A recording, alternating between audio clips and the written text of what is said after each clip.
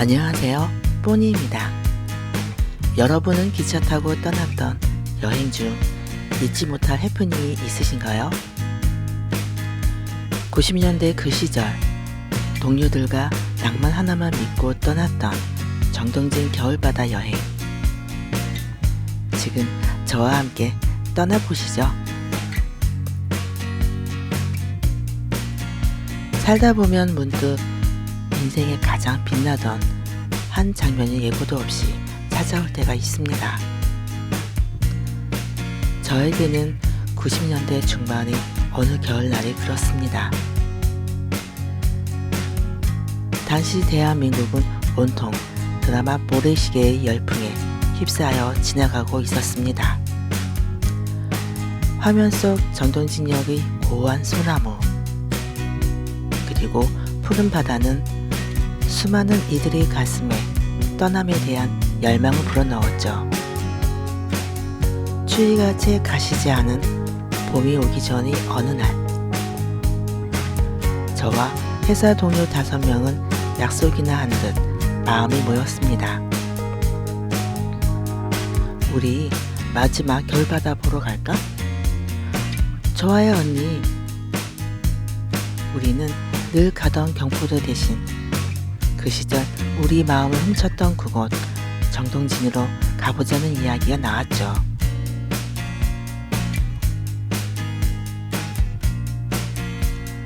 그 시절에는 토요일 근무가 당연하던 때였습니다. 다들 겨우겨우 시간을 맞추거나 간신히 단일 휴가를 내며 준비한 여행. 그렇게 금요일 밤 청량리역에서 출발하는 마지막 정동진의 밤 열차표를 겨우 손에 쥐었습니다. 당시 청량리역 광장에는 커다란 시계탑이 하나 있었습니다. 휴대폰도 문자 메시지도 없던 시절, 금요일 밤 10시 청량리역 시계탑 앞이라는 약속 하나만을 믿고 모이던 자리였습니다. 늦은 시간이었지만 청량리 시계탑 만남의 광장은 사람들로 붐비고 있었습니다. 어둠 속에서 하나 둘 등장하는 반가운 얼굴들. 손에는 기차 안에서 먹을 삶은 계란과 과자 봉지가 들려 있었고, 입에서는 연신 하얀 김이 새어나왔습니다. 하지만 얼굴에는 설렘이 가득했죠. 대합실로 들어서 기차를 기다리는 동안 우리의 수다는 끊이지 않았습니다. 마침내 승차 안내 방송이 나오고 플랫폼으로 들어서는 묵직한 디젤 기관차의 숨소리를 들으며 우리는 기차에 올랐습니다. 2명씩 짝을 지어 앉고 한 명은 옆자리에 따로 앉는 구조. 기차가 칙칙폭폭 소리를 내며 의자를 마주보고 앉게 위치를 바꾸고 5명이 앉을 수 있도록 만들었습니다. 그리고 우리는 가방에서 과자와 삶은 계란을 꺼낸 다음 비장의 무기를 배낭에서 조용히 꺼내며 서로 눈짓을 하며 대시시 웃었습니다. 평상시에는 잘 먹지 못하는, 회사에서는 회식 때도 윗분들이 눈치를 봐야 하고, 집에서는 어른들이 눈치를 봐야 하는 맥주 캔이었습니다. 덜컹거리는 기차 안에서 나눠 먹는 간식과 맥주는 왜 그리 맛있었을까요? 아마도 그 맛은 집에 들어가지 않고 밖에서 나를 세울 수 있던 해방감, 그리고 정말로 어른이 된 것 같은 느낌이었습니다.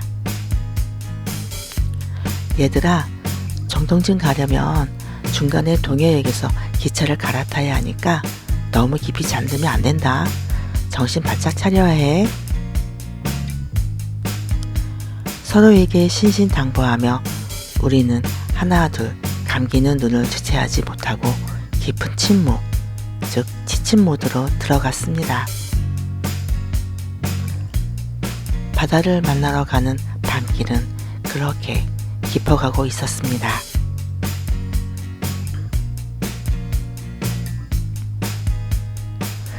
얼마나 잠들었을까요? 언니 빨리 일어나. 동해래 동해. 빨리 내릴 준비해. 동생 한 명이 헐레벌떡 우리를 깨웠습니다. 동해라는 말에 깜짝 놀란 우리 5명은 정신이 번쩍 들었습니다.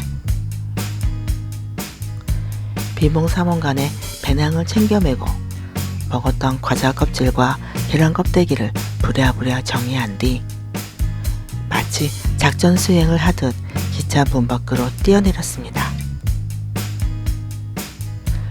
차가운 새벽 공기가 뺨을 세차게 때렸습니다. 아, 살겠다 하며 찌뿌둥한 몸을 펴며 주위를 둘러보는데 어라? 뭔가 이상했습니다. 보통 정동진이나 동해로 가는 밤열차는 수많은 여행객이 함께 내리며 북적여야 정상인데 승강장에는 오직 우리 5 여자들 뿐이었습니다. 정적이 흐르는 승강장, 그리고 우리 눈에 들어온 플랫폼 기둥의 역 이름 표지판, 도계. 동해가 아니라 도계였습니다. 잠결에 기차 안내 방송에서 나온 도계역입니다를 동해역입니다로 잘못 듣고 내린 것이었습니다. 야, 빨리 다시 타! 누군가 소리를 쳤지만 이미 기차는 무정한 경적 소리를 내며 붉은 꼬리등을 흔들고 승강장을 빠져나가고 있었습니다. 어둠 속으로 사라지는 기차 꽁무니를 바라보며 우리 5명은 망연자실 선 채로 입을 벌리고 있었습니다. 동해라고 외쳤던 동생은 어쩔 줄 몰라 하며 미안해서 안부 묻질 못했죠. 언니, 어떡해. 나 때문에. 죄송해요. 잠결에 잘못 들어서. 하지만 어쩌겠습니까? 이미 기차는 떠났고 우리는 낯선 시골역에 덩그러니 남겨진 것을요. 우리는 서로를 바라보며 헛웃음을 터뜨렸습니다. 괜찮아. 시간도 많은데 뭐 어때? 다음 기차 타면 되지. 일단 너무 춥다. 얼른 역사 안으로 들어가자. 자갈길을 터벅터벅 걸어 들어간 도계역 대합실. 아직 해가 뜨기 전인 새벽 5시 50분쯤? 어둡고 썰렁한 대합실에는 온기라고는 전혀 없었습니다. 벽에 걸린 시간표를 보니 다음 정동진 방향 기차는 7시가 넘어야 있었습니다. 한겨울 새벽의 추위는 옷깃을 파고들었고 슬슬 막막함이 밀려왔습니다. 바로 그때였습니다. 철컥 소리와 함께 역무실 문이 열리더니 당직을 서시던 역장님이 나오셨습니다. 아마도 저희의 쏙닥거리는 소리를 듣고 나오신 듯합니다. 희끗희끗한 머리에 푸근한 인상을 가진 분이셨습니다. 우리는 마치 구원자를 만난 듯 달려갔습니다. 역장님, 저희가 기차를 잘못 내려서요. 혹시 지금 정동진 쪽으로 갈 수 있는 다른 차표는 없을까요? 우리의 사정을 들은 역장님은 쯔쯔 혀를 차며 말씀하셨습니다. 아이고, 추운데 고생이네. 다음 기차 기다리지 말고 조금 있으면 오는 비둘기호를 타요. 정동진을 거쳐가는 완행 열차인데 천천히 가긴 해도 동해안 해안선을 따라가니까 바다 풍경 보기에는 그게 훨씬 좋을 거야. 근데 기차는 좀 오래되어서 불편할 수 있어요. 그리고는 우리를 영무실 안으로 이끄셨습니다. 아이고, 밖이 너무 춥다. 기차 올 때까지 들어가서 몸 좀 녹여요. 염치불구하고 쪼르르 따라 들어간 영무실. 가운데에 놓인 빨간 석탄 난로 위에는 커다란 양은 주전자가 끓고 있었습니다. 역장님은 따뜻한 보리차를 한 잔씩 따라 주셨고 구수한 보리차 향이 피어오르며 얼어붙은 몸과 마음을 녹여주었습니다. 나이는 어떻게 되나? 학생들인가? 아니면 직장인? 어디서 왔어? 역장님이 푸근한 질문에 우리는 가슴을 쓸어내리며 도란도란 이야기를 나눴습니다. 실수로 떨어진 낯선 간이역에서 느낀 그 온기. 역장님이 보리차 한 잔은 세상 그 어떤 명품 커피보다 따뜻하고 달콤했습니다. 잠시 후 비둘기호 도착을 알리는 신호가 울렸습니다. 우리는 역장님께 거듭 감사의 인사를 드리고 가지고 있던 과자 한 봉지를 슬그머니 난로 옆 테이블에 놓아둔 채 기차에 올랐습니다. 손을 흔들어 주시던 역장님의 푸근한 미소가 아직도 잊히지 않습니다.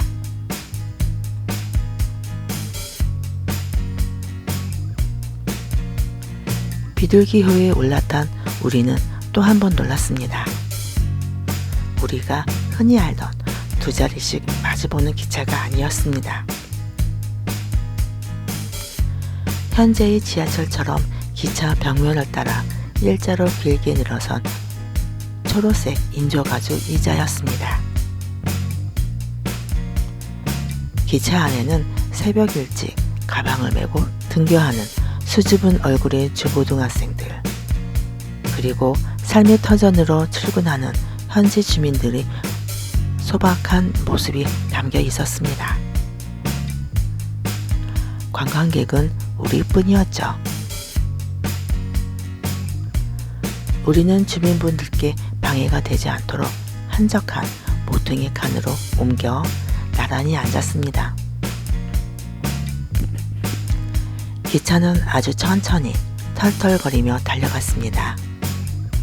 기차가 워낙 오래되어 창문과 문틈 사이로 차가운 겨울바람이 솔솔 들어왔습니다. 어우, 추워! 우리는 서로의 몸을 바짝 밀착하고 어깨를 괜 채 서로의 체온으로 추위를 견뎠습니다.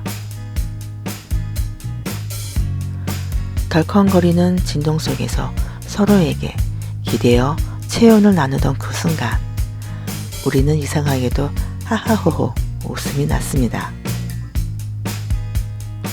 아침부터 우리는 회사 얘기며 이번 여행이 끝나면 다음에는 어디로 가고 싶은지 도란도란 이야기를 나누었습니다. 얼마나 달렸을까요?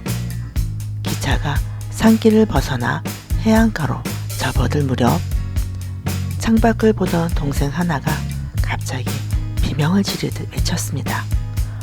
와! 바다다, 바다! 언니! 바다!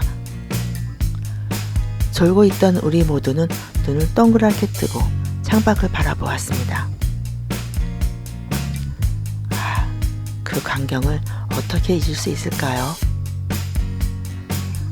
어둠이 걷히고 날이 환하게 밝아온 아침 하늘 아래 끝없이 펼쳐진 푸른 동해 바다가 눈앞에 일렁이고 있었습니다. 낡은 기차 창문 너머로 흰 파도가 부서지는 풍경이 지나갔습니다. 실수로 기차를 잘못 내렸다는 당황함도 추위도 피곤함도 모두 허공으로 날아갔습니다. 우리는 창문에 이마를 대고 아이처럼 소리를 지르며 바다를 감상했습니다. 잘못 내린 도계역이 아니었다면 결코 만나지 못했을 비둘기호에서의 동해 바다였습니다. 8시가 거의 다 되어 기차는 마침내 정동진역에 우리를 내려주었습니다. 당시의 정동진은 지금처럼 화려한 관광지가 아니었습니다. 휑하고 고즈넉한 작은 시골역이었죠. 연인으로 보이는 몇몇 쌍을 제외하고 여자들끼리 무리지어 내린 팀은 정말 우리밖에 없었습니다. 정동진역 승강장에는 작은 나무 벤치 하나와 바다를 향해 비스듬히 기운 소나무 한 그루가 외로이 서 있었습니다. 바로 드라마에 나왔던 배경이었죠.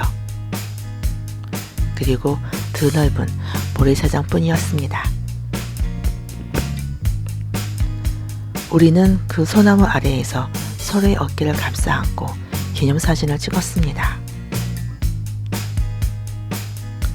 그리고 곧바로 모래사장으로 뛰어갔습니다. 날이 너무 추워 감히 바닷물에 발을 담글 염두는 나지 않았지만 우리는 차가운 모래사장에 나란히 앉았습니다. 넘실거리며 다가오는 푸른 파도, 그리고 얼굴을 강타하는 매서운 겨울 바닷바람. 우리는 아무 말도 없이 한동안 멍하니 바다만 바라보았습니다. 가슴속에 쌓여있던 일상의 답답함이 그 푸른 파도에 씻겨 내려가는 것 같았습니다. 그렇게 30분쯤 앉아 있었을까요? 입술이 파랗게 질린 한 동생이 떨리는 목소리로 말했습니다. 언니, 나 너무 추워. 더 이상은 못 있겠어. 우리 가자. 그 말에 우리는 서로의 얼어붙은 얼굴을 바라보며 참았던 폭소를 터뜨렸습니다. 다들 코끝이 빨갛기 때문이었습니다. 따뜻한 차 한 잔 마시며 몸을 녹일 곳이 절실했습니다. 하지만 90년대 중반의 정동진은 아침 일찍 문을 연 식당도 슈퍼도 심지어 그 흔한 다방조차 불이 꺼져 있었습니다. 마을을 한 바퀴 돌아보았지만 인적조차 드물었죠.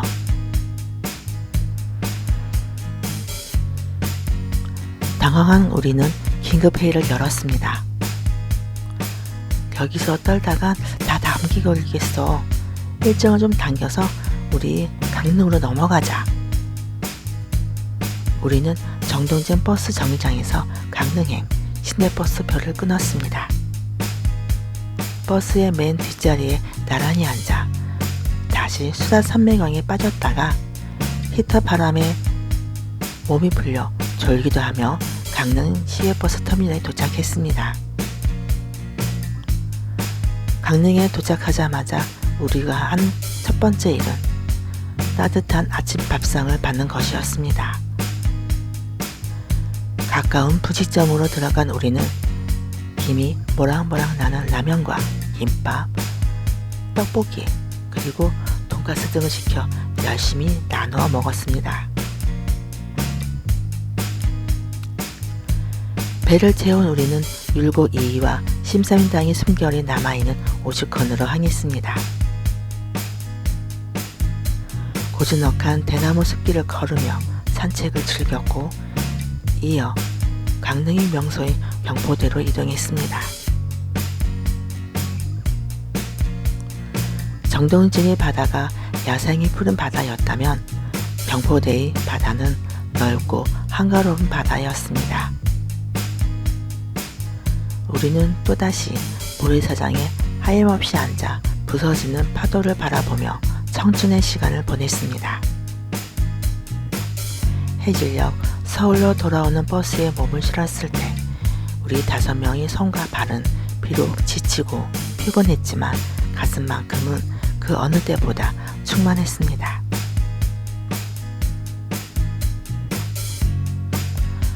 도계역에서 잘못 내렸던 그 새벽, 그 당시에는 당황스럽고 실패한 여행이 될 뻔했던 그 순간이 30년이 지난 지금은 제 인생에서 가장 찬란하고 아름다운 추억으로 남아 있습니다. 잘못 내린 덕분에 따뜻한 보이차를 내어주시던 친절한 역장님을 만났고, 잘못 내린 덕분에 느릿느릿 달리는 비둘기호 창밖으로 인생 최고의 푸른 바다를 만날 수 있었습니다. 어쩌면 우리 인생도 똑같은 것이 아닐까요? 계획대로 되지 않고 중간에 길을 잃거나 잘못된 얘기에 내린 것 같아 불안한 때가 있습니다. 하지만 그 낭만적인 의회가 뜻밖의 인연과 생각지도 못한 아름다운 풍경을 선물해 주기도 합니다. 1990년대 중반의 그 추웠던 겨울, 정동진이 바닷바람과 도계역이 따뜻했던 보이차 향기는 지금도 제 가슴속에서 식지 않고 은은하게 피어오르고 있습니다. 여러분에게도 그런 뜻밖의 선물 같았던 여행의 기억이 있으신가요? 여러분이 간직하고 계신 따뜻한 추억도 댓글로 살짝 들려주세요.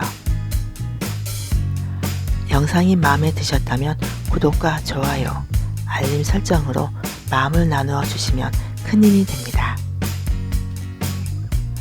지금까지 뽀니였습니다. 고맙습니다.